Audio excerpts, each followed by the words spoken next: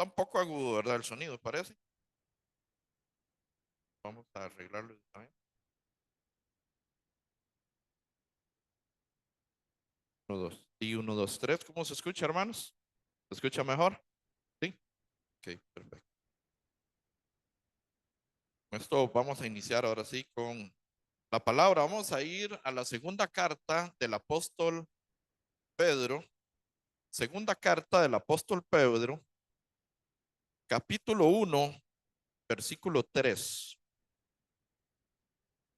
Vamos a leer la segunda carta del apóstol Pedro, capítulo 1 del 3.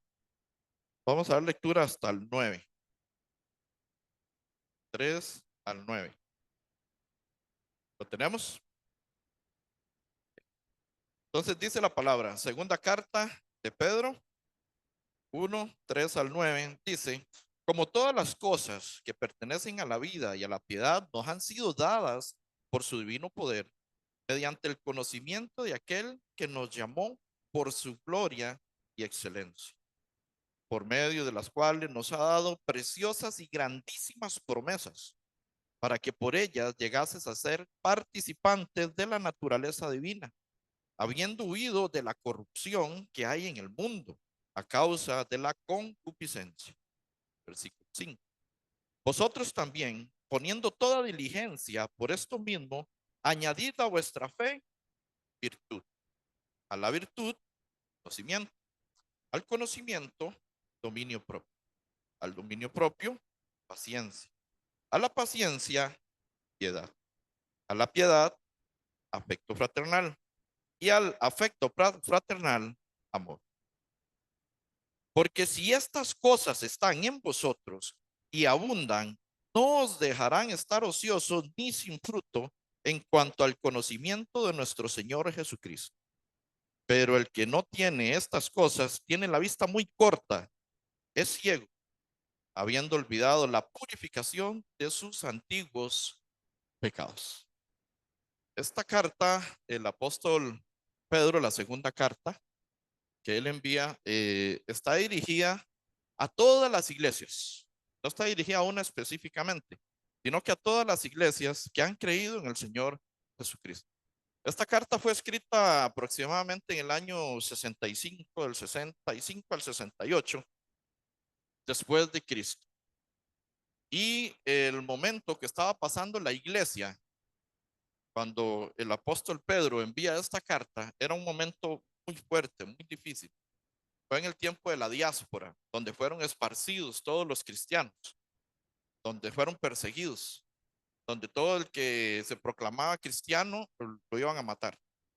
Entonces ellos tuvieron que esparcirse por todos los lugares, por todo el mundo, y fueron predicando el evangelio, fueron predicando la palabra del Señor. Y estaban padeciendo. Entonces aquí en el capítulo 1, versículo 1, vamos a ver a quién va bien dirigida la carta. Como les acabo de comentar, dice Simón Pedro en el verso 1, el capítulo 1. Simón Pedro, siervo y apóstol de Jesucristo, a los que habéis alcanzado por la justicia de nuestro Dios y Salvador Jesucristo, una fe igualmente preciosa que la nuestra. Entonces, ¿a quién va dirigida? A todos los que han alcanzado una fe igualmente preciosa que la del apóstol Pedro. Pregunto, ¿cuántos han alcanzado aquí una fe igualmente preciosa que la del apóstol Pedro? Claro, si no, no somos salvos. Que no estemos trabajando como él trabajó es diferente, pero tenemos que haber alcanzado esa fe que él alcanzó, que él tuvo, ¿verdad? Continúa el versículo 2, dice, gracia y paz sean multiplicadas en el conocimiento de Dios y de nuestro Señor Jesucristo. Entonces, no es a una iglesia específica, sino a todo el que ha alcanzado el conocimiento de la verdad, todo el que ha nacido de nuevo, todo el que es justo, renacido. Esta carta también llega hasta nosotros en estos días. Y como les decía, estaban siendo perseguidos, había una persecución muy fuerte de parte de Roma, del Imperio Romano, a todos los cristianos, al punto que en el año 70, por medio del general Tito, es destruido el segundo templo. El templo de Dios, segundo, fue destruido en el año 70.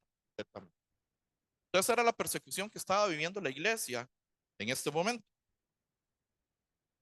En el versículo 3 dice el apóstol a esa iglesia: como todas las cosas que pertenecen a la vida y a la piedad nos han sido dadas por medio de su divino poder, mediante el conocimiento de aquel que nos llamó por su gloria y excelencia. Como todas las cosas que pertenecen a la vida y a la piedad, dice, nos han sido dadas, sí o no. Claro que nos han sido dadas por medio del conocimiento, por medio del evangelio, por medio de la palabra. Todo esto se nos ha entregado a la iglesia. Tenemos un tesoro que no calculamos el valor. Y el problema es que no lo calculamos porque no tiene cálculo. Es la sangre preciosa de Jesucristo, no tiene valor en números. Entonces no se puede pesar a nivel económico. El problema es que no lo valoremos, eso es diferente. Tenemos un gran tesoro, pero si no lo valoramos, entonces no sabemos qué es lo que tenemos en nuestras manos. Cuando tomamos una Biblia, es un valor muy grande. Es el poder de la salvación para todo aquel que cree, y ese es el evangelio, esa es la palabra. Pero no evaluamos, no sabemos lo que tenemos en la mano. Tenemos las llaves del reino de los cielos que se le fueron dadas a quién, al apóstol qué, Pedro. Al Pedro se le fueron dadas las llaves del reino de los cielos. ¿Cuál es? El evangelio se nos fue dado a nosotros también, las llaves del reino de los cielos. Entonces tenemos un gran tesoro para poder transmitir esto que Él nos ha dado por medio de qué, de su palabra. En el versículo 4 nos dice: por medio de las cuales nos ha dado preciosas y grandísimas promesas. Los estudiosos dicen que más de 3.800 promesas en la Biblia. ¿Y para quién son? ¿Para los justos o para los pecadores? También hay la palabra del evangelio para los pecadores, que era para nosotros. Pasamos a ser justificados. Más de 3.800 promesas. Hay grandísimas promesas. Continúa diciendo después de la coma: para que por ellas llegases a ser participantes de la naturaleza divina, habiendo huido de la corrupción que hay en el mundo a causa de la concupiscencia. Dice que para que seamos participantes de la naturaleza divina de Dios. ¿Cómo puedo ser partícipe de esa naturaleza? ¿Cómo puedo ser participante de la naturaleza divina? O más bien, ¿qué es ser participante de la naturaleza divina? Ser participante de la naturaleza divina es disfrutar de lo que Dios es. Eso es participar de lo que Él nos dio. Entonces necesitamos saber, conocer quién es Dios para poder participar de todo ello. El problema está en que participemos o disfrutemos más de lo que está en este mundo que de lo que es Dios. Entonces ahí es donde debemos de tener cuidado. Si participamos o disfrutamos más de lo de este mundo, no estamos siendo participantes de la naturaleza divina, sino del mundo, del pecado, de la maldad, de las tinieblas, de la separación de Dios, de lo que el príncipe de este mundo quiere para el mundo entero, que vayan al fuego. Nosotros no podemos ser partícipes de algo a lo que ya no pertenecemos, o más bien no deberíamos de ser partícipes de algo a lo que no pertenecemos, que es a Satanás, que es al diablo y todas sus acechanzas. En la Biblia, la naturaleza divina se refiere a la perfección, a la personalidad, a la gloria, al poder, a la santidad y a la naturaleza de Dios. Todo lo que Él es, todo lo que Él llena. También se refiere a los atributos que Dios es. ¿Como qué? Como la omnisciencia, la omnipotencia, la omnipresencia, la autoexistencia y la eternidad. Ese es el Dios que nosotros tenemos. pero lo minimizamos ante una adversidad, ante una prueba, ante una circunstancia. Tenemos un Dios omnipresente, omnipotente, omnisapiente, y nosotros minimizamos a nuestro Dios y creemos que Él no es capaz de resolver la situación a la que estamos pasando.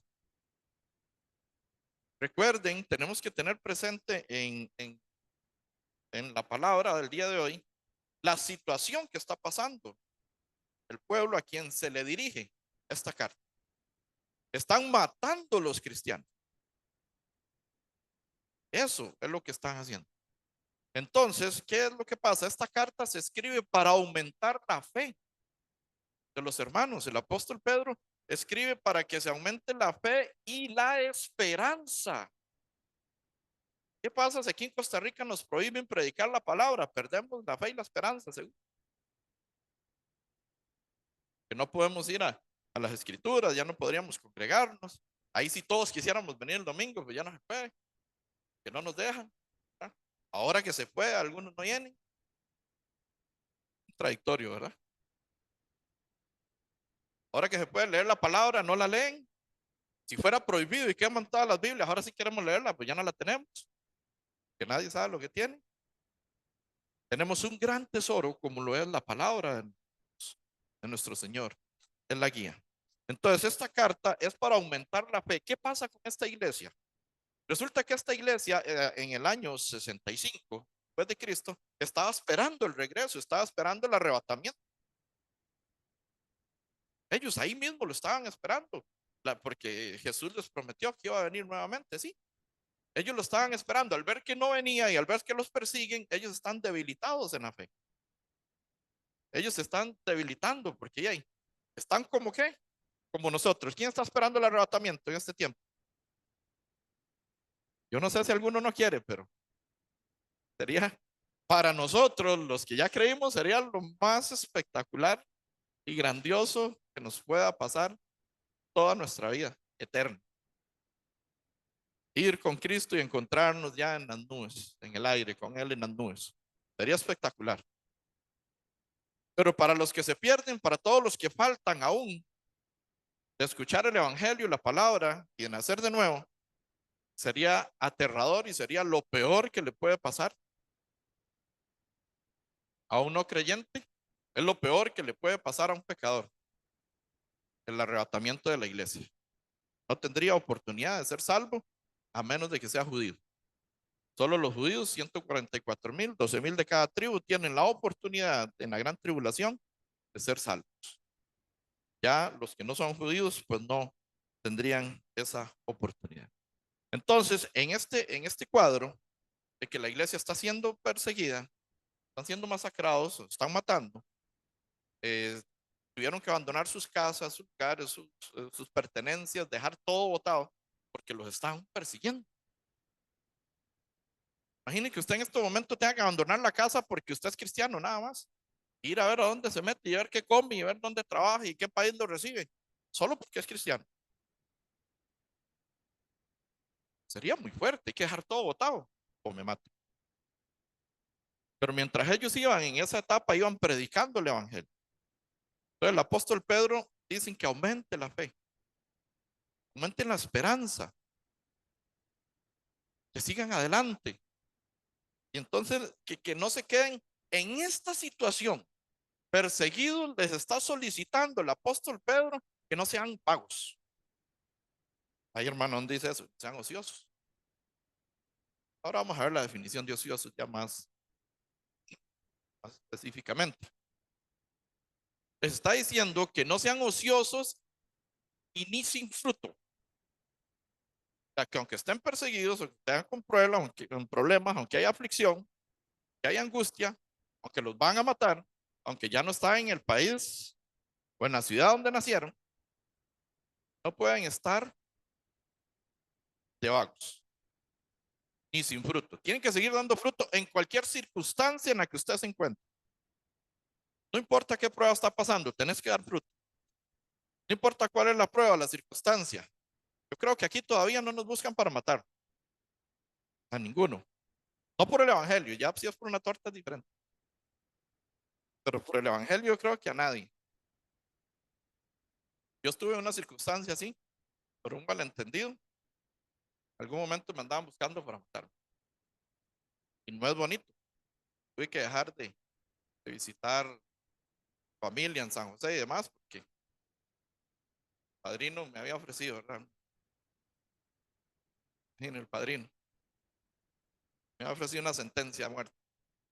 Ya él ya no vive, ya se fue la sentencia. Pero sí sé lo que es estar un poquito en esa situación, ¿verdad? Ahora ellos. Y aún así se les pide, sigan adelante, que tengan fe, que tengan esperanza, que si Cristo no viene, ustedes siguen predicando. Estamos a las puertas, todas las señales están cumplidas, estamos en San Mateo 24, ¿verdad? Del 1 al 8, prácticamente al 14. Predicará la palabra en todo el mundo, entonces será el fin. Esto lo terminan los judíos en la gran tribulación, esta parte. Entonces estamos nada más a las puertas. Pero si Cristo viniese hoy, si viniese ya, punto uno, quienes están preparados, con las 5 vírgenes prudentes.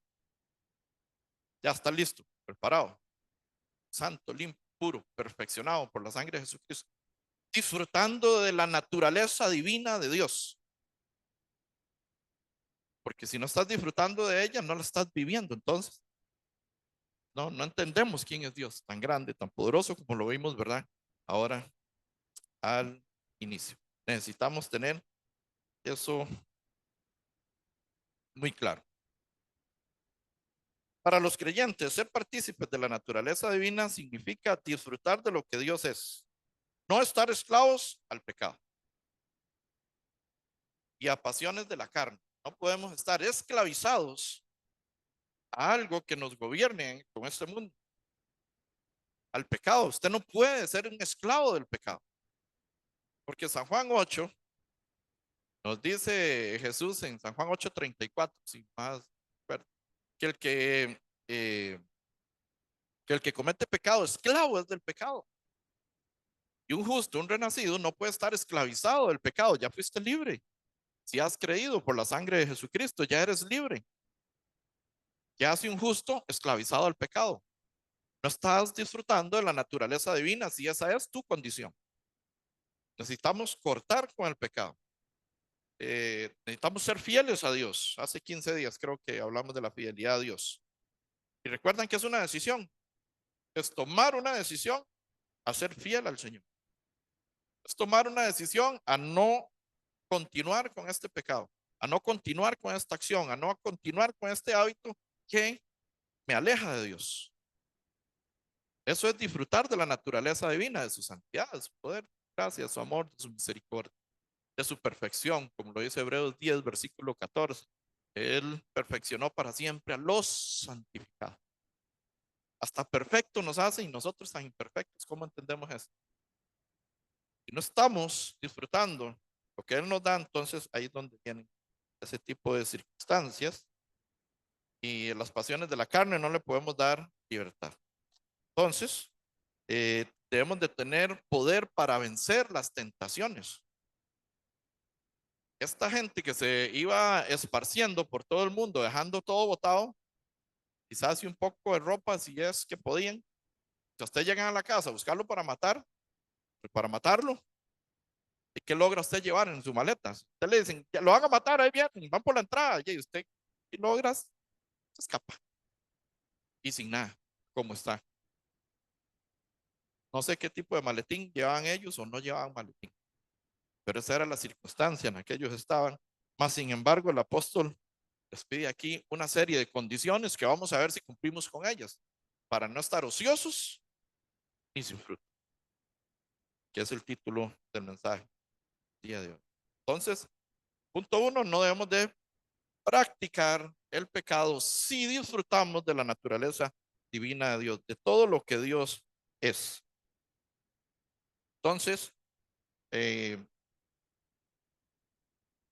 para terminar o releer el versículo número 4, dice, por medio de las cuales nos ha dado preciosas y grandísimas promesas. Quédese con esas promesas. para que por ellas llegaseis a ser participantes de la naturaleza divina, habiendo huido de la corrupción que hay en el mundo a causa de la concupiscencia. Aquí el apóstol Pedro le está diciendo, este mundo está corrompido, la concupiscencia, la atracción al pecado se ha corrompido y hoy no es la diferencia. Hoy no hay nada diferente a esos tiempos. ¿No? Que cada vez se multiplica y la ciencia y la inteligencia artificial, todo lo demás que los dispositivos y el alcance, el internet, si no los utilizamos bien, esto está a las puertas 24/7 para todos. Versículo 5 dice, vosotros también poniendo toda diligencia por esto mismo. Entonces, ¿qué les indica el apóstol Pedro? Diligencia. Tiene que ser diligente, tiene que ser firme, tiene que permanecer, tiene que ser constante en la fe. Tiene que ser diligente para venir todos los domingos y no fallar un solo domingo. Que necesitamos? Primero fe y después diligencia. Vamos a creer que este es el lugar donde debemos de estar, no allá en otro, en la playa. Hoy que salió el sol, ¿verdad? Después de 15 días casi, hoy había sol. Eh, Necesitamos esa constancia, esa perseverancia. Entonces, versículo 5 nuevamente nos dice, vosotros también poniendo toda diligencia, por esto mismo añadid a vuestra fe. ¿Qué hay que añadirle a la fe? Ok, pero primero fe. ¿Qué es la fe? Bueno, conocemos Hebreos 11, versículo 1, ¿verdad? ¿Qué es la fe? La certeza de lo que se espera y la convicción de lo que no vemos. Entonces la fe que tenía esta iglesia, ellos tenían una certeza y estaban esperando también la venida de Jesucristo. Estaban esperando el arrebatamiento. Ellos estaban esperando que sucediera algo porque lo están persiguiendo, los están matando. Esta era la condición en la que se encontraba este pueblo. Al igual que hoy, a veces ya no echamos, ya no podemos, nos enredamos nosotros y después le pedimos a Dios que no se enrede, ¿verdad? Nosotros complicamos las cosas y después tenemos que ir a, a doblar rodillas para ver Dios cómo nos desenreda. ¿Por qué? Porque no tomamos decisiones correctas, porque no nos acercamos a la palabra, porque no oramos antes de hacer cualquier cosa que vamos a desarrollar. Entonces, eso es lo que nos sucede en este tiempo. Eso es la fe. La fe dice también en Pedro, en primera de Pedro 1:9, el fin, el propósito de la fe. Primera de Pedro 1:9 dice que el fin de la fe es para salvación de vuestras almas. Esa es la fe. Entonces ya nosotros, habiendo creído, habiendo sido salvos, habiendo sido rescatados por la sangre de Jesucristo, tenemos fe. Pero ¿qué nos pide el apóstol Pedro a esa fe?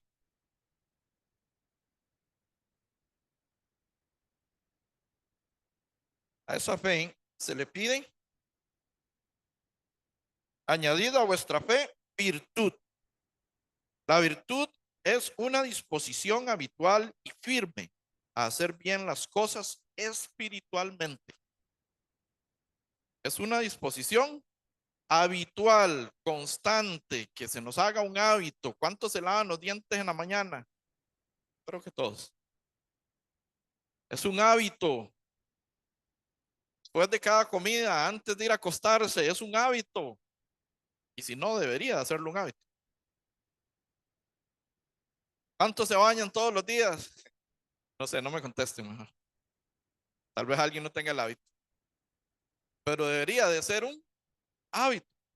Entonces, ¿qué es añadirle virtud a la fe? Es una disposición habitual, un hábito, algo que se repite constantemente y es un habitual y firme a hacer las cosas espirituales, que debemos de hacer de nuestra vida espiritual un hábito, no esporádico, no de vez en cuando, no día por medio leer, no día por medio orar, no de vez en cuando congregarme, no, habitualmente a la fe le agregamos esa virtud de hacer bien, de tomarlo como un hábito, lo espiritual.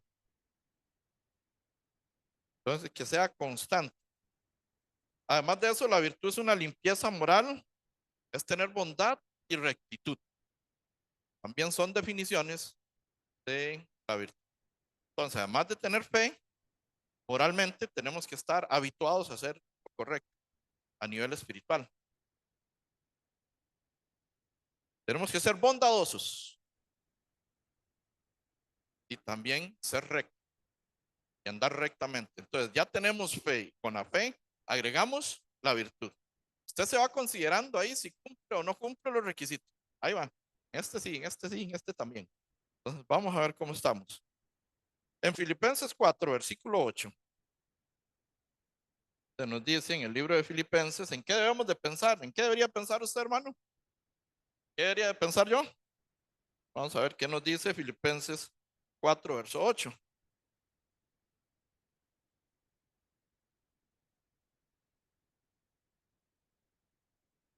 Filipenses 4, versículo 8, nos dice, por lo demás, hermanos, todo lo que es verdadero, todo lo honesto, todo lo justo, todo lo puro, todo lo amable, todo lo que es de buen nombre, si hay virtud alguna, si algo digno de alabanza, en esto pensar.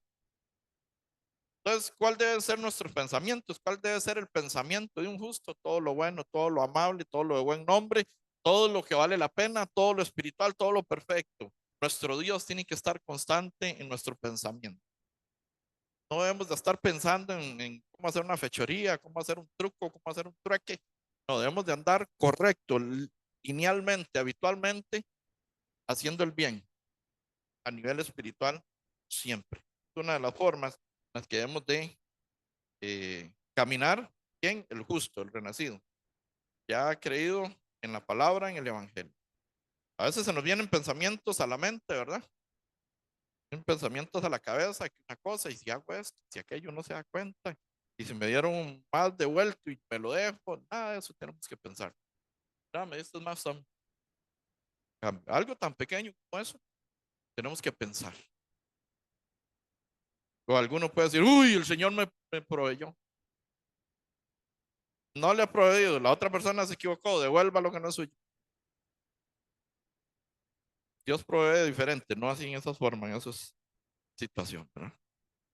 Entonces, continúa en el versículo 6, segunda de Pedro nuevamente ahora. Ese va a ser el texto principal y nos vamos a mover, nos vamos a desplazar, ¿verdad? Pero el principal no lo pierdan. Segunda de Pedro 1, versículo 6. Nos dice, bueno, terminamos en el 5, ¿verdad? Que a la fe se le agregaba, ¿qué? Virtud. Y a la virtud, conocimiento, al final del 5.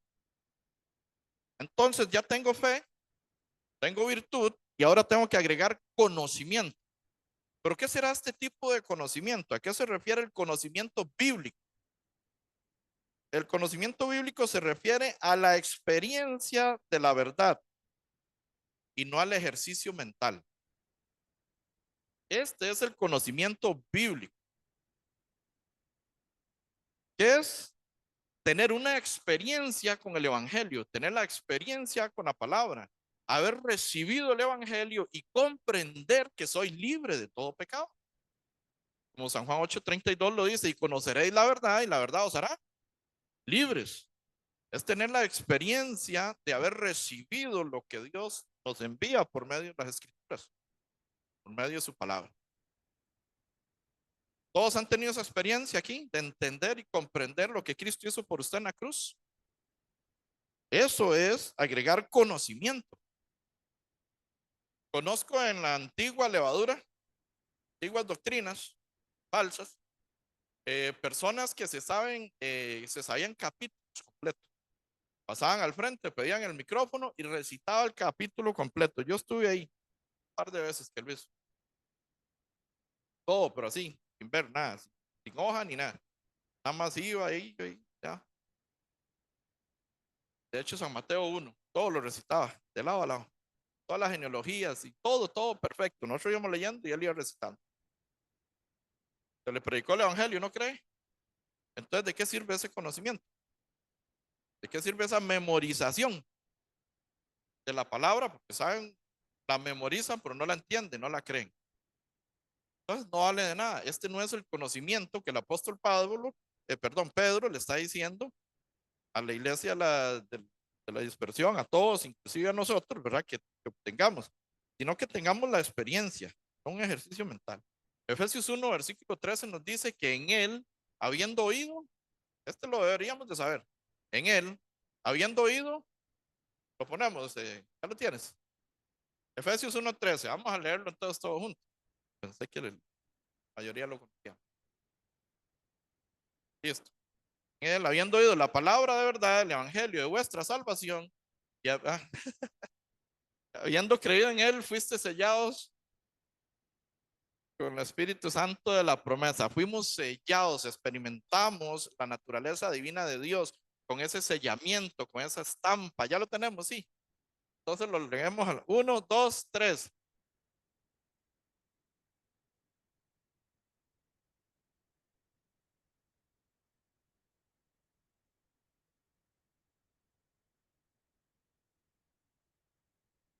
Esa es la experiencia que tuvimos que haber vivido. A ese conocimiento se refiere el apóstol Pedro. Haber experimentado este sello del Espíritu Santo. Haber experimentado este cambio. Mira, ahora leo la Biblia, ya es diferente, vea. Pero yo había leído esto y cómo y dónde estaba esto. A muchos les pasa, ¿verdad? Ay, es que ahora leo y entiendo. Estamos experimentando la libertad en Cristo Jesús. ¿La libertad de qué? ¿De qué fuimos libres? Del pecado. Juan 8:36. Dice, y si el Hijo os libertare, seréis verdaderamente libres. ¿De qué? Del pecado. Él nos libertó de todo pecado. Esta es la experiencia a la que hace referencia el apóstol. Versículo 6, volvemos a segunda de Pedro 1, verso 6. Al conocimiento, ¿qué le tenemos que agregar? Tenemos fe, tenemos virtud, tenemos ahora conocimiento. ¿Y qué tenemos que agregarle? Si ya conocimos, experimentamos, sabemos lo que es ser liberados del pecado, ¿qué debemos de agregarle? Dominio propio. El dominio propio es la capacidad de controlar, escuchen bien, la capacidad de controlar los pensamientos, sentimientos y acciones, en lugar de que estos controlen a la persona. Entonces, el dominio propio es tener la capacidad de controlar nuestros pensamientos, no divagar con esos pensamientos por todas partes, ¿verdad? Que después se llevan a las acciones y no eran buenos pensamientos, entonces se convierten en malas acciones y una mala acción trae una mala consecuencia y después experimentamos los problemas, ¿verdad? Entonces, hay que tener la capacidad de controlar los pensamientos, los sentimientos, nuestras emociones, tenemos que controlarlo. A veces nos enojamos y explotamos. ¿Está bien o está mal? Y después salió un montón de cosas de su boca que usted no tuvo que haber dicho. Después hay que andar disculpándose con todo el mundo. Ay, es que estaba enojado. Es que dominio propio. Necesitamos dominarnos a nosotros mismos. Te viene un pensamiento, le brota un pensamiento y ya usted desea compartirlo con todo el mundo. Ay, es que viste, a mí me parece que no solo los que se convierten en Hall, no, Hall no, en Hall, eh, sino que tenemos que controlar nuestras acciones, nuestros impulsos. Es sumamente necesario tener cuidado con todo esto. Pensamientos, sentimientos y acciones. El problema es que a veces nos controlan a nosotros en lugar de nosotros controlarlos a ellos. Y entonces aquí viene una serie de problemas en Génesis, ¿verdad? La historia de José, por ejemplo. La mayoría la saben, creo. La historia de José cuando José es vendido por sus hermanos. Aquí estamos viendo, en la historia de José podemos aplicar perfectamente lo que el apóstol Pedro le está diciendo en la carta, cada uno de los que ya han creído en Jesucristo. José es vendido por sus hermanos, ya los ismaelitas lo venden como esclavo, Potifar, mano derecha de Potifar, pero la esposa de Potifar asió de él, dice, lo agarró y quería dormir con él, quería hacerse de José. Y lo único que José no podía tocar de Potifar era la esposa. El resto, él gobernaba todo, excepto su esposa. José tenía dos opciones. No había nadie, dicen que no había nadie en casa, ¿o sí? No había nadie. Pudo haberse acostado con la esposa de Potifar, pero él controló sus emociones, sus pensamientos, sus sentimientos. ¿Y qué hizo? Escapó. ¿Qué? Porque se controló, pudo, tuvo esa fortaleza. Porque él dijo, esto no es agradable a Dios. A Dios no le gusta. Entonces, cuando vienen esos pensamientos, usted tiene que decir, esto a Dios no le gusta, esto a Dios no le agrada. Cuando viene ese sentimiento, usted tiene que controlarlo. Y cuando ya vas a hacer y cometer la acción, vas a accionar, ya llevas hasta tu cuerpo, a la carne, tienes que controlar tu cuerpo. Eso es el dominio propio. Y tenemos una necesidad de dominar, ¿verdad? Cuando queremos contar algo, es que el chisme es el vacilón, ¿verdad? Levante la mano los chismosos.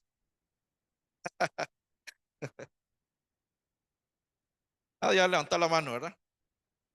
Pero es algo que hay que controlar también, porque esto puede sembrar discordia entre los hermanos y causar un serio problema. Algunos dicen que es que en el Antiguo Testamento, no sé si lo he contado acá, pero el Antiguo Testamento era más fácil porque no había celular, no había redes y no había nada. Entonces ahí era más fácil someterse al Señor. Claro, por supuesto. Vamos a ir a Números, el libro de Números 12, versículo 1. Y vamos a ver una murmuración que hubo aquí y cuál fue el castigo de esa murmuración. Libro de Números, pues de Levítico, Génesis, Éxodo, Levítico, Números 12. Aquí faltó dominio propio por parte de Aarón y de María.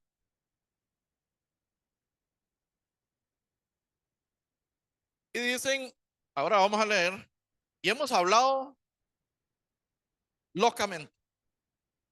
¿Cuántos han hablado locamente en algún momento? Ahora sí, levánteme la mano. ¿Ha hablado usted locamente? Nadie, solo yo. Vamos a ver. ¿Y por qué llega a esta conclusión, Aarón, de que hemos hablado locamente? Por la consecuencia es que se llega a esta conclusión.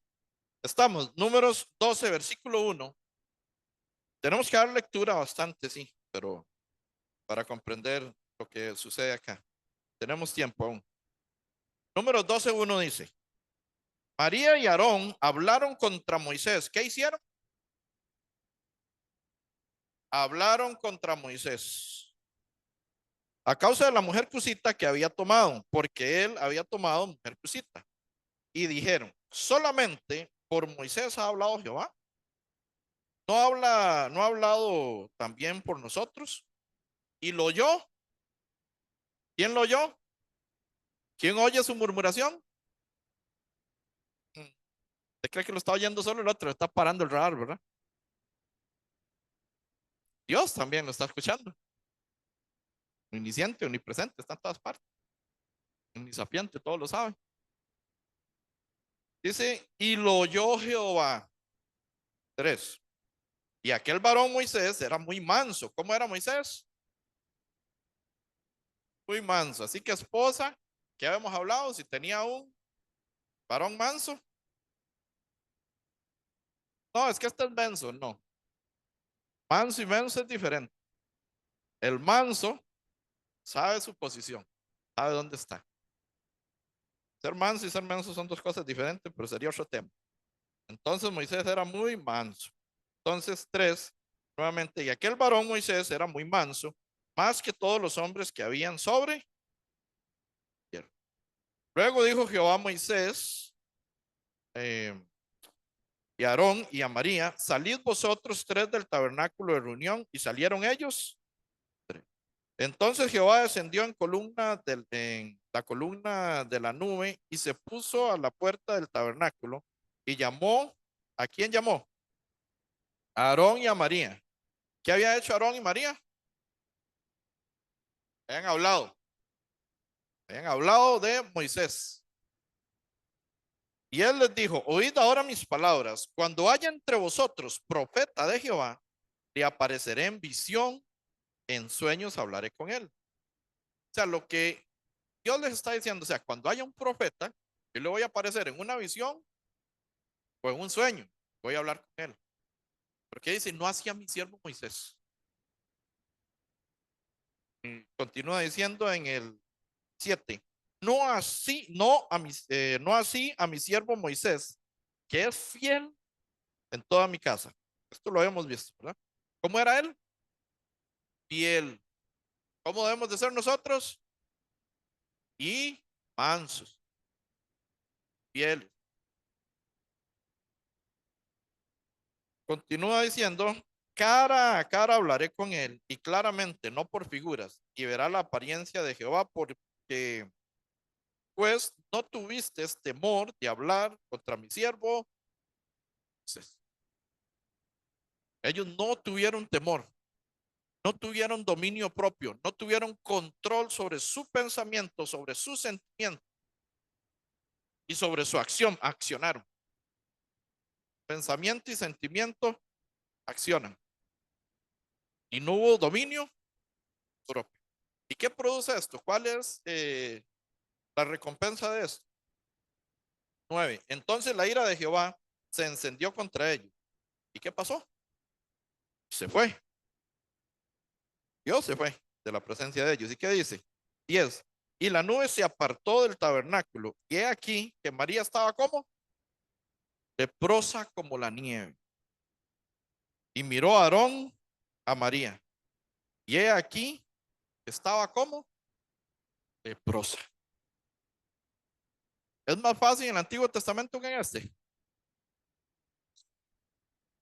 Ya nos hubiéramos desaparecido, yo creo, en pedacitos.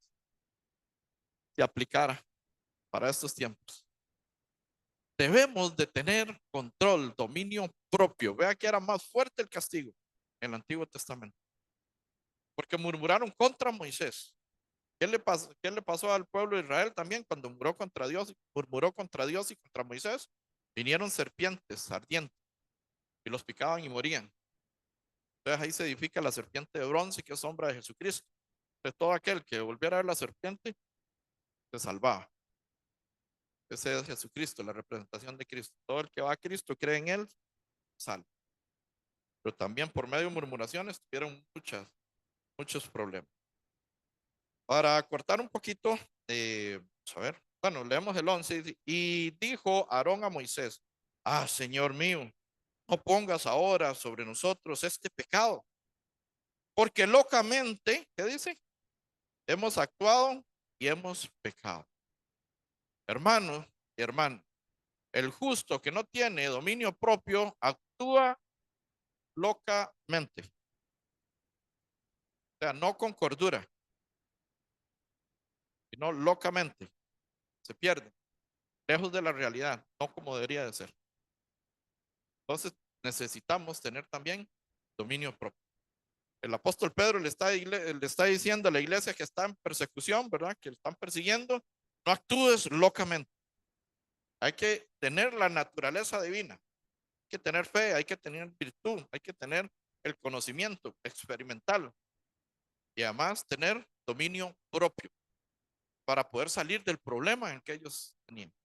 Si ellos no se dominan a sí mismos, entonces actúan locamente y pueden dejar de predicar la palabra, pueden dejar de dar testimonio de lo que han visto y lo que han oído, de lo que aprendieron. Actúan locamente, mejor no digo nada para que no me maten. Si los matan, que los maten, pero no podemos callar, no podemos actuar de esa forma, sino que mesuradamente. El versículo 13 dice es que no era menso, que era manso. 13 dice, entonces Moisés clamó a Jehová, diciendo, te ruego, oh Dios, que la sanes ahora. Y sí, sí la sanó y tuvo que estar 7 días del lugar, ¿verdad? Y demás. Pero vean las consecuencias de no tener dominio propio. Esto es solo un ejemplo. David también allá en el palacio, cuando se paseaba, ¿cuáles fueron las consecuencias? Fueron atroces, fueron terribles. ¿Por qué? Por no dominarse, por no tener dominio propio. Estaba debilitado. No tenía estas características que el apóstol Pedro, en la segunda carta, capítulo 1, nos está enviando, ¿verdad? Vamos ahora a segunda de Pedro. Perdón, vamos a ver un momentito Proverbios. Proverbios 6:16. El libro de Proverbios, bajo esta misma situación, este mismo tema de dominio propio.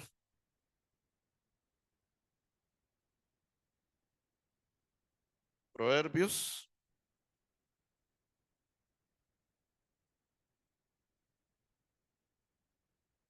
6:16. Prestemos atención a lo que dice acá. ¿Qué le agrada a Jehová? ¿Qué no le agrada? Más bien, vamos a ver lo que no le agrada a Jehová.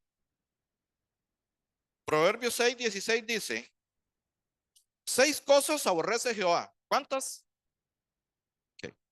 6 cosas aborrece Jehová y aún 7 abomina su alma. Entonces vamos a estudiar un poquito qué es esto. Dice, 17. ¿Qué no le agrada a Jehová? ¿Qué aborrece? Los ojos altivos. ¿Te va sumando? ¿Sí o no? ¿Soy altivo o no soy altivo? Los ojos altivos. La lengua mentirosa. ¿Le agrada a Jehová la lengua mentirosa? ¿Es usted mentiroso? Si sí dice una mentirita piadosa, es mentiroso. Entonces, eso no le agrada a Dios.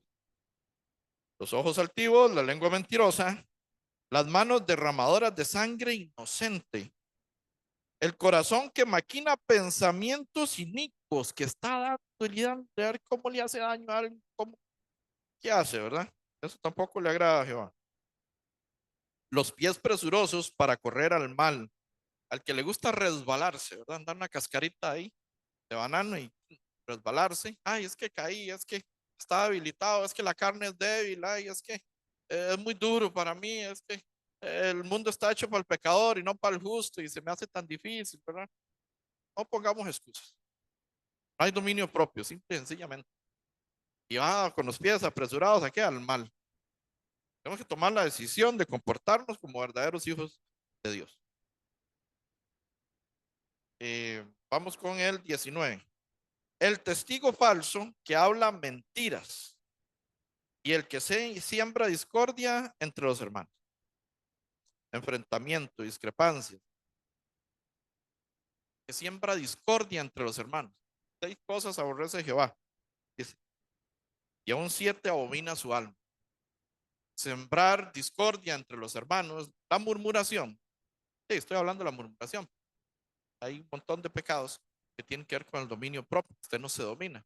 Pero la murmuración siembra discordia entre los hermanos. ¿Con qué propósito dijiste, hablaste o le hiciste conocer esto a otro? Para sembrar discordia entre los hermanos. Eso a Dios tampoco le agrada. Necesitamos dominar nuestros pensamientos, nuestras emociones y dominar nuestras acciones. Todo es un conjunto. Si usted aprueba un mal pensamiento, entonces tiene ya básicamente una mala acción. Ya usted pensó, Ya se emocionó sobre ese pensamiento y ya está decidido a hacerlo malo. Tenemos que dominar la carne, ¿verdad? Y no que ella nos domine a nosotros. Ahora sí, regresamos a primera de Pedro, segunda, perdón, segunda de Pedro,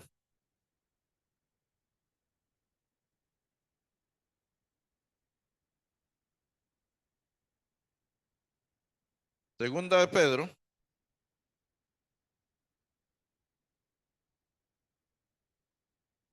verso 6, dice, al conocimiento, dominio propio, al dominio propio, paciencia. Levántenme la mano los que tienen mucha paciencia.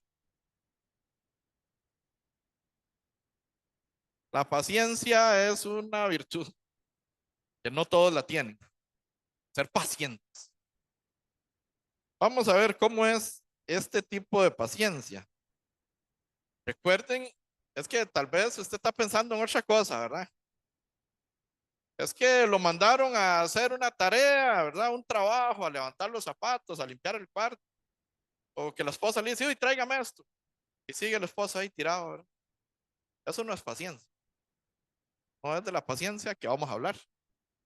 Así que, ¿qué es que camina así despacito? No, no es que camine. Esa no es la paciencia la que vamos a hablar. Nada de esto está. La paciencia a la que está hablando el apóstol Pedro es que sigan soportando las pruebas y las aflicciones que están a las que están sometidos en este momento. Esa es la paciencia a la que vamos a hablar. No es que ustedes ahí camina todo achantado, no, eso no es.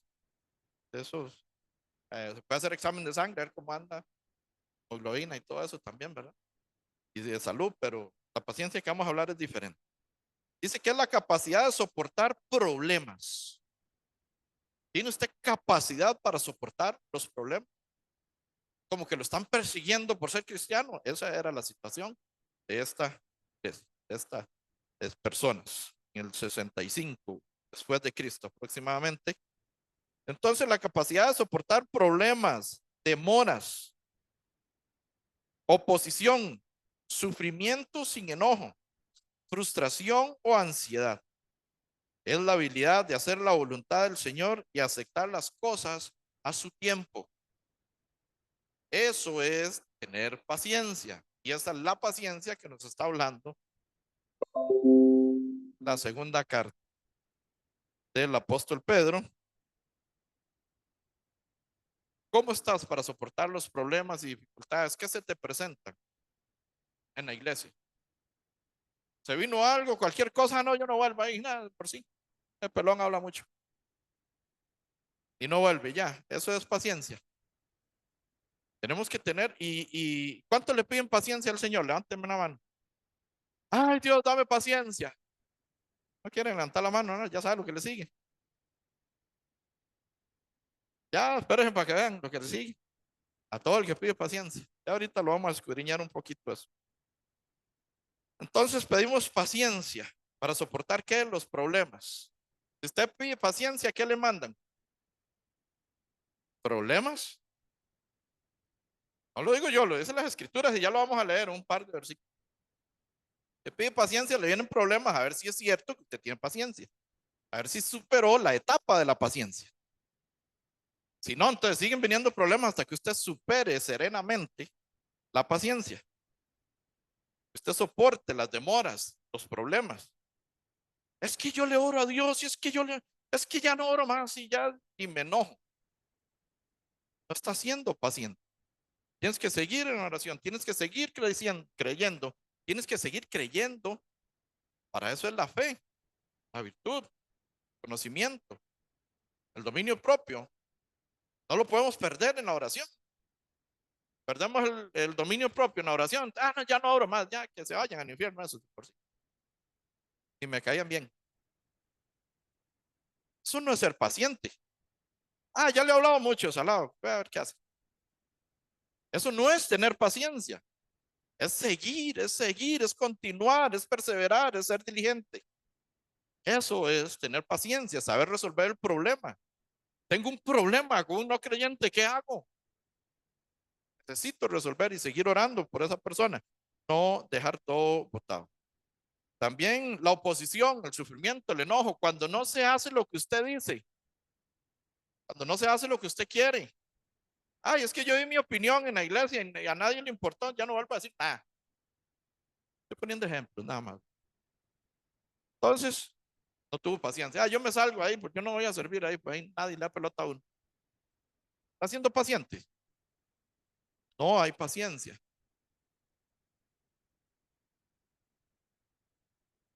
Entonces necesitamos, un poco afectado la garganta, creo que se lo notaron, ¿verdad? Entonces necesitamos tener la capacidad de soportar problemas, la demora. Ay, es que Cristo no viene, pero si ya están cumplidas las señales, ¿por qué no viene? Porque si viene un montón se van al fuego eterno, porque usted y yo no estamos hablando como deberíamos de hablar. Entonces, si Cristo viene ya, ¿cuántos conocidos, cuántos familiares, cuántos se van al fuego eterno si viniera ya, en este momento? Muchos. Por eso Él no viene aún, por amor a que todavía podemos seguir hablando, ¿verdad? La ansiedad. ¿Qué es ansiedad? Exceso de futuro, que no es paciente, espera el día de mañana, espera el pasado mañana.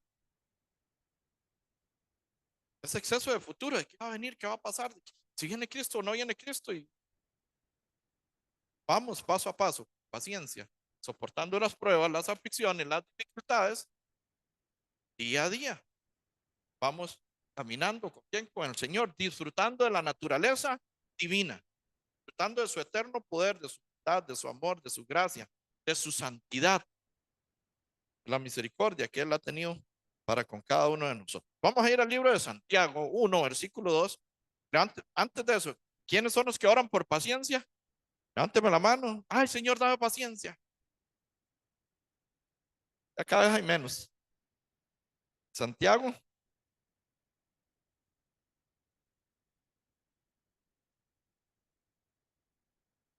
el libro de Santiago 1, versículo 2 nos dice, hermanos míos, tened por sumo gozo cuando halléis en diversas pruebas. O sea, estén gozosos, alegres, satisfechos, disfrutando la naturaleza divina de Dios cuando estés en prueba. ¿Te pasa? Está en una prueba, usted dice, aquí está mi Señor conmigo, estoy disfrutando, santo, limpio, puro, perfeccionado, estoy en una prueba grandísima, pero contento, gozoso. Sí estamos.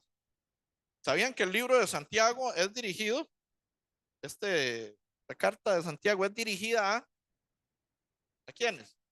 A los justos, a los santos, a los perfeccionados por la gracia de Jesucristo, a los que ya han nacido de nuevo.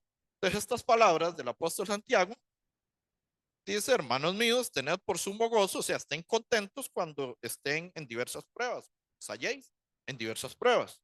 3, sabiendo que la prueba de vuestra fe produce paciencia. Entonces, la prueba trae paciencia.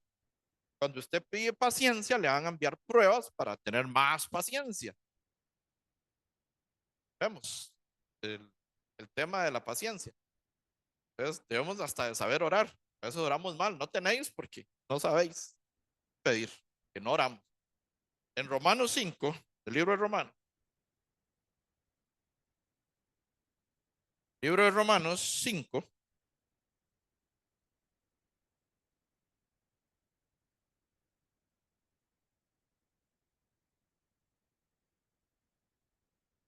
pedir, perdón, la carta a los Romanos 5,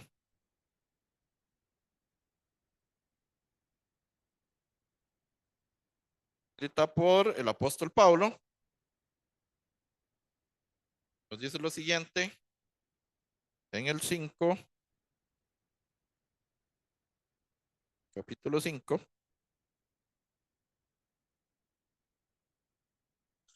Vamos a leer desde el, bueno, siempre es lindísimo. Vamos a leer desde el 1. Se fortalece mucho la fe. Romanos 5, versículo 1 nos dice, justificados pues por la fe. Tenemos paz para con Dios por medio de nuestro Señor Jesucristo. por quien también tenemos entrada por la fe a esta gracia en la cual estamos, ¿cómo? Así deberíamos de estar firmes y nos gloriamos en la esperanza de la gloria de Dios. Y no solo esto, sino que también nos gloriamos en las tribulaciones. ¿Cuántos se glorían en la tribulación? Pues deberíamos de aprender a gloriarnos cuando todo nos sale al revés. No estamos atribulados porque no es su gloria, gloria de Dios, no es la mía, entonces nos gloriamos en. Entonces, y nos gloriamos en la esperanza de la gloria de Dios, en la esperanza, en lo que viene, no lo que estamos pasando, en lo que ha de venir, en lo que nos gloriamos. Cuatro. Y la paciencia, vamos a ver, y perdón, el 3 dice, y no solo esto, sino que también nos gloriamos en las tribulaciones, sabiendo que la tribulación produce paciencia. Y la paciencia y la prueba, esperanza. Y la esperanza no avergüenza. Entonces, cuando oremos mejor, oremos por la esperanza. Nos vamos a brincar varios problemas y tribulaciones. La paciencia no es tan, no trae tanto beneficio, trae prueba. Pero también en la prueba aprendemos. En la prueba Dios nos forma. Cuando estamos en problemas, en tribulaciones, ahí es donde sale el verdadero yo. ¿Qué hay detrás de este cuerpo? Aquí una sonrisa, pero por dentro puede haber enojo, puede haber ira, puede haber hipocresía, puede haber falta de fe, puede estar debilitado.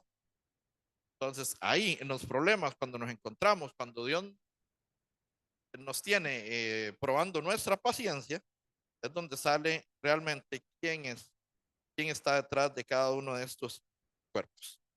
Entonces, si alguien tuvo paciencia, ¿quién fue? José. Podemos traer a colación nuevamente a José. Los hermanos se deshicieron de él. Vean este panorama. Qué hermanitos, ¿verdad? Algunos se enojan porque dicen, es que mi hermana o mi hermano son eh, ¿cómo se dice? Son creo que fueron unas pastillas que me tomé. Son los favoritos. Es que fulano es el favorito, sutano es el favorito. Solo porque usted cree que su hermano o su hermana son favoritos. O que los tratan mejor a ellos que a usted. A José lo vendieron. Lo iban a matar. Fue que lo vendieron, intercedió. Uno de los hermanos intercedió para que no lo mataran. Entonces, que tuvo que tener? Y paciencia, prueba. Tuvo José. Lo vendieron. Lo encarcelaron injustamente por ese tema de la esposa de Potifar. Pero Dios tenía un propósito. Entonces, las pruebas también son necesarias. Y no las podemos alivianar a nadie. Ni a nuestros hijos. Todos necesitamos ser probados para ver cómo estamos en la fe. ¿Cómo estamos en la esperanza? ¿Cómo estamos en la convicción? La prueba también es necesaria. Cuando ya llegamos al punto de que usted no puede hacer nada, yo tampoco, ahí empieza Dios a trabajar. Pero cuando lo presentamos como en las manos del Señor, es necesario también que la prueba y la aflicción vengan para ver de qué estamos hechos, a ver si es cierto que creímos o no creímos. Regresamos a Efesios, perdón, segunda de Pedro, segunda de Pedro 1,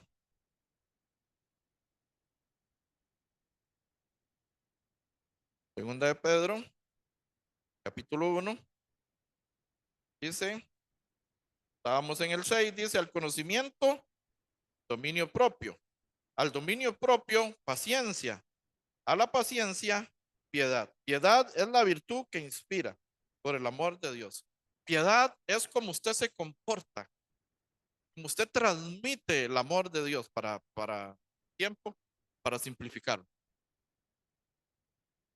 Se ve que usted es una persona piadosa. O sea, el vecino puede notar que usted es piadoso y que usted es hijo de Dios. Mira cómo se comporta, mira cómo habla, mira cómo se desenvuelve, mira a la familia, qué bonito. Se ven que son piadosos o al contrario. Hombre, para ser como ese, mejor ni vaya a esa iglesia. Oscuridad en la casa y luz en la calle. Tenemos que tener cuidado y ser piadosos. Nosotros deberíamos tener cuidado. Es tierna devoción a las cosas santas. Una persona piadosa tiene una devoción, es sensible a lo santo también, a lo limpio, a lo puro, a lo perfeccionado por Dios. Y ama al prójimo, tiene compasión. Demostramos amor por el prójimo. ¿Por qué? Por medio de la piedad, por medio del amor que Dios nos da, nosotros podemos dar a otros. Entonces, dice que el versículo 7, terminando el 6, dice a la paciencia, piedad. A la piedad, afecto fraternal.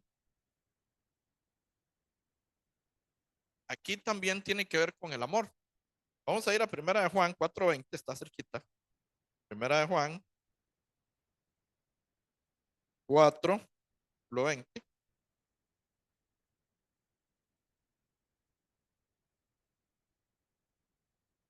Primera de Juan 4, versículo 20 nos dice, si alguno dice, yo amo a Dios y aborrece a su hermano, ¿qué es?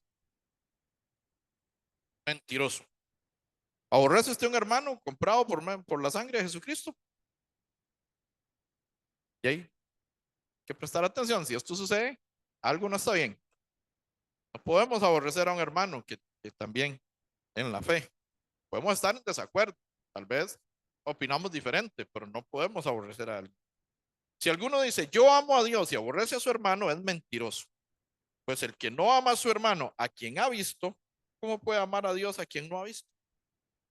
Si no nos amamos nosotros, que nos vemos constantemente, que nos saludamos y deberíamos de estar remando para el mismo lado, nadando hacia la misma dirección, ¿cómo vamos a ver a amar a Dios a quien no hemos visto?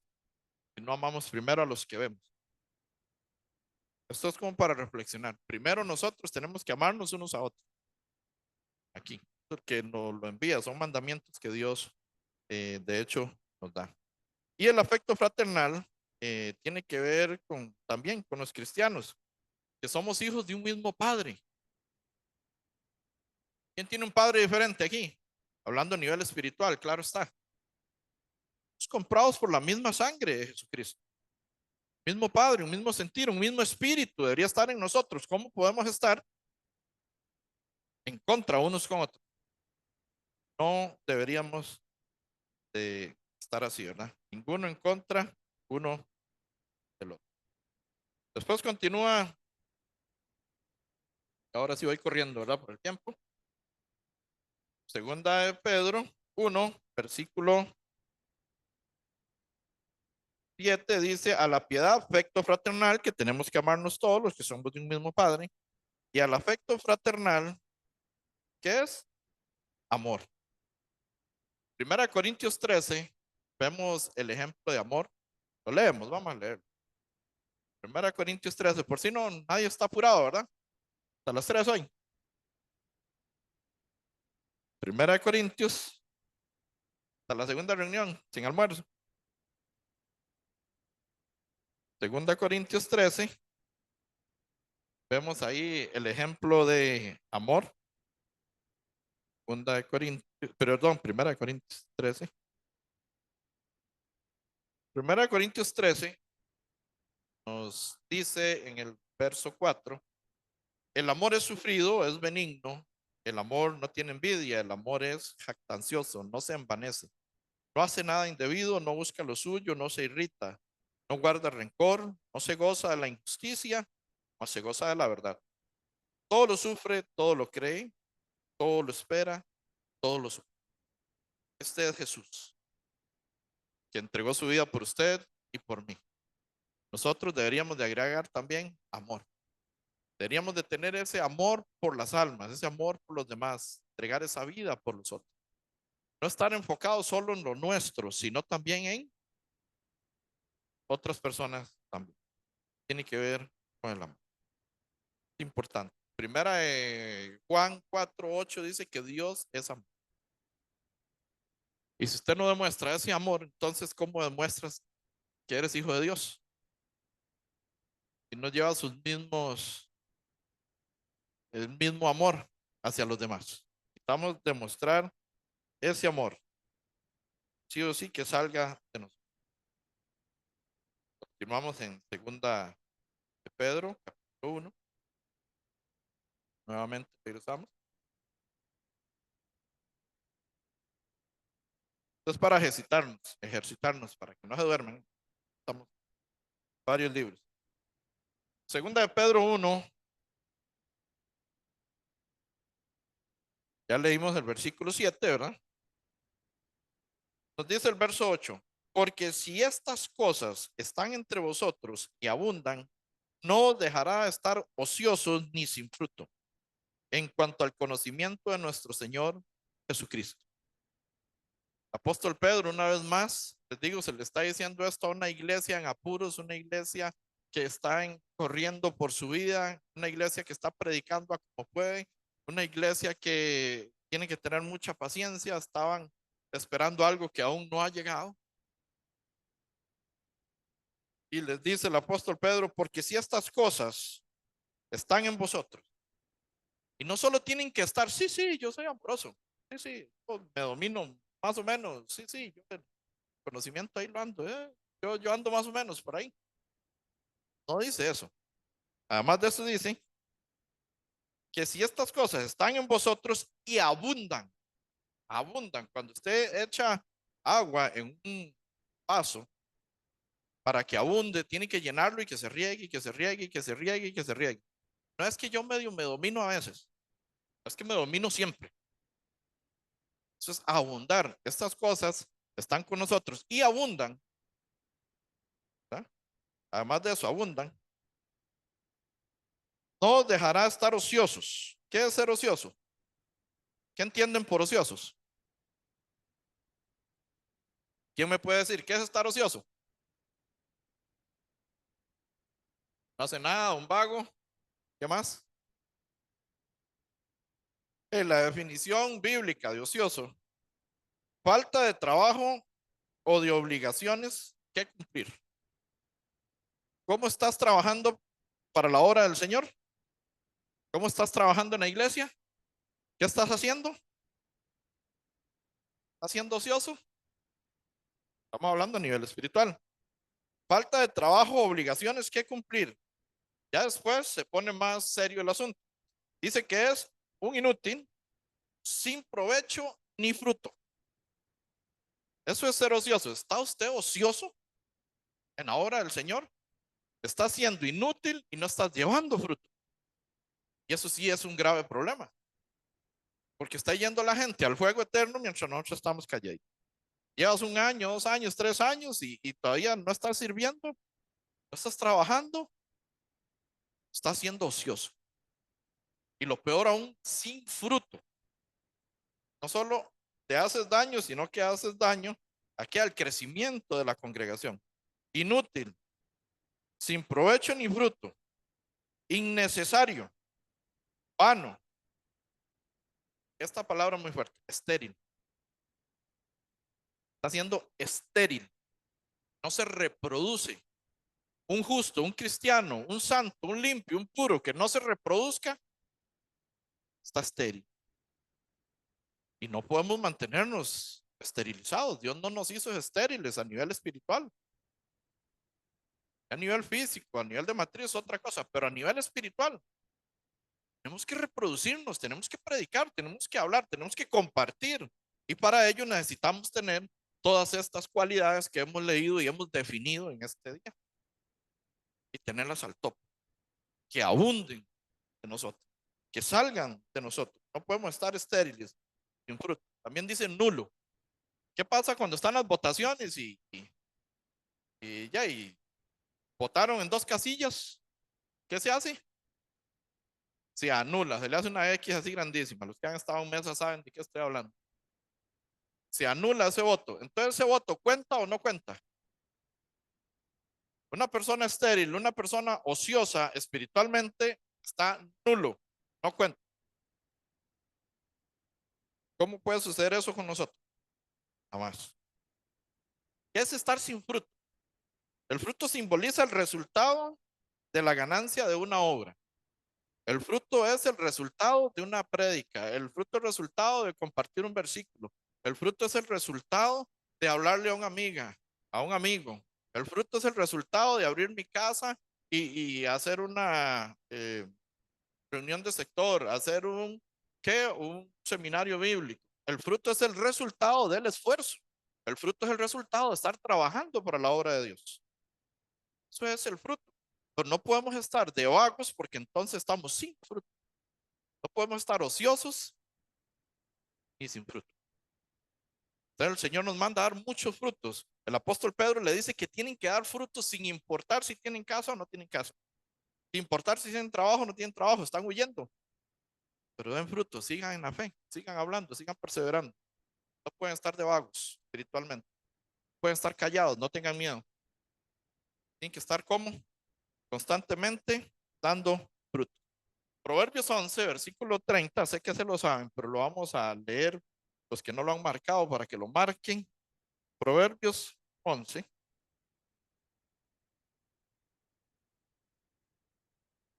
búsquenlo todos, por favor.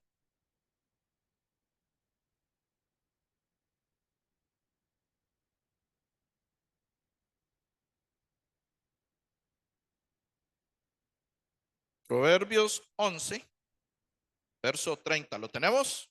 Estamos finalizando, no se preocupen. Nos vamos a ir a las 3, las 2:30, más o menos. Proverbios 11, verso 30 dice, lo leemos todos juntos, voz fuerte. ¿Están listos? 1, 2, 3. El fruto del justo es árbol de vida, y el que gana almas es sabio. El fruto del justo es árbol de vida, es un árbol, se extiende, da fruto, llena de vida a otras personas. Y el que gana almas, ¿qué es? Sabio, se le constituye a nivel espiritual, a nivel de Dios, como un sabio. Pero estamos siendo necios, estamos callando lo que el Señor quiere esparcir. La generación, la naturaleza, ¿verdad? Está gimiendo a una, la manifestación de los hijos de Dios. ¿Quiénes son los hijos de Dios? ¿Quién es la creación que gime a una? Los pecadores. No es que los árboles están gimiendo y que las piedras están gimiendo. Es que están gimiendo por la manifestación de los hijos de Dios. Y los hijos de Dios silenciados, ocupados, haciendo lo que hay que hacer, pero dejando de lado lo que Dios nos envió a hacer, estando nosotros en nuestro caminar. Es hora de glorificar a Dios, es hora de estar trabajando y dando frutos. Lo contrario al título de hoy, que no estéis ociosos ni sin frutos, trabajando y dando frutos. Así es como debemos de estar. ¿Dónde? Ah, es que yo trabajo mucho, sí, claro, secularmente. Está bien, te felicito. El que no trabaja, que no coma. Estamos bien. Pero para la obra del Señor también tenemos que hacer un esfuerzo. También tenemos que trabajar. Tenemos que trabajar horas extras en la obra del Señor para poder dar fruto. En San Juan 15:8 ya sabemos cómo se glorifica a Dios, ¿verdad? Dando mucho fruto. Vamos a ir a San Juan 15, versículo 8.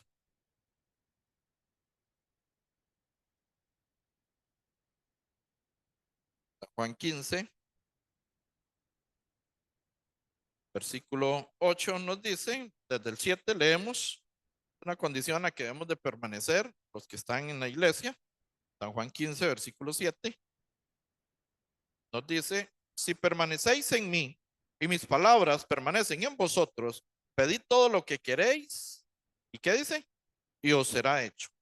En esto es glorificado mi Padre, en que llevéis mucho fruto y seáis así mis discípulos. En esto glorificamos al Señor. En esto glorificamos a Dios. ¿Cómo se glorifica? Dando frutos, dando frutos, dando frutos, dando frutos. No es levantando la mano y gloria a Dios, gloria a Dios, gloria a Dios. Así no glorifica usted a Dios. Usted glorifica a Dios predicando la palabra y dando frutos. Trabajando en el ministerio, trabajando en la obra del Señor es como se lleva muchísimo fruto.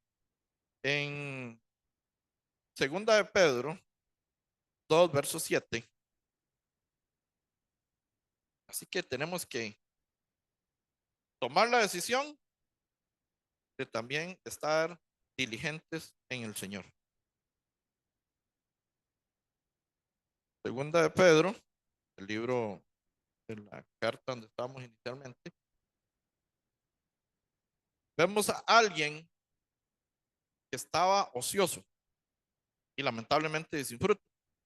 Nada más vamos a hablar muy por encima, la mayoría lo conocen, ¿verdad? ¿Quién nos dice la Biblia que pasaba con este hombre? Segunda de Pedro 2, verso 7.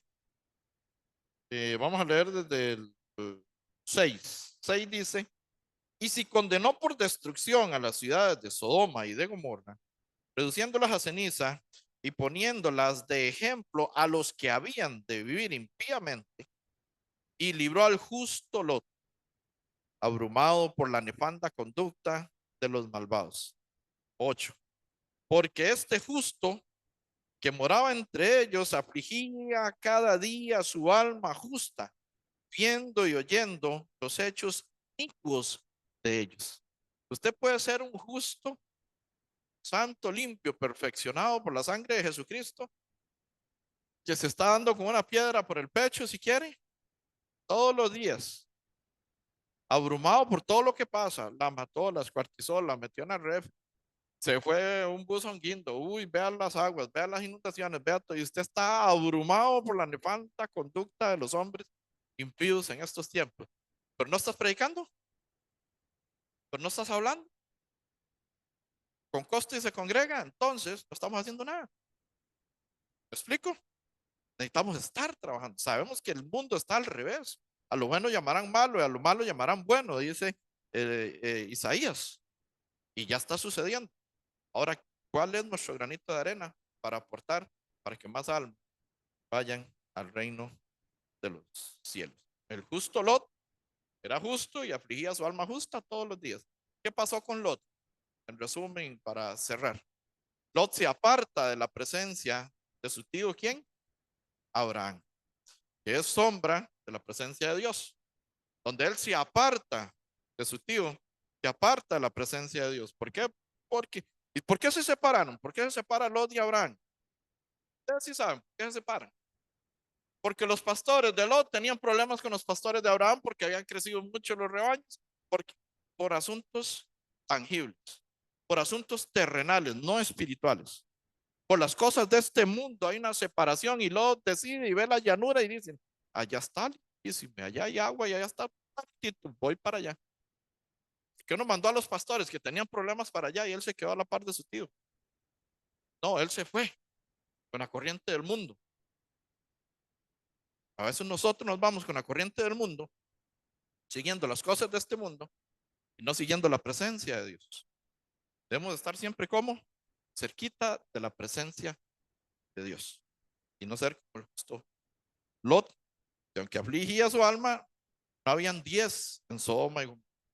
Abraham intercede y dice, si hay 50 justos, entonces Dios dice, si hay 50 justos, yo no consumiré la ciudad por amor a los 50 justos. ¿Qué hay más de 50? Eso es bueno. Estamos bien, está rico. Pero Abraham analiza si hay 45, si hay 40, si hay 30, si hay 20. Y después analiza, tal vez Lot no predicó mucho, pues ya está lejillo seguro.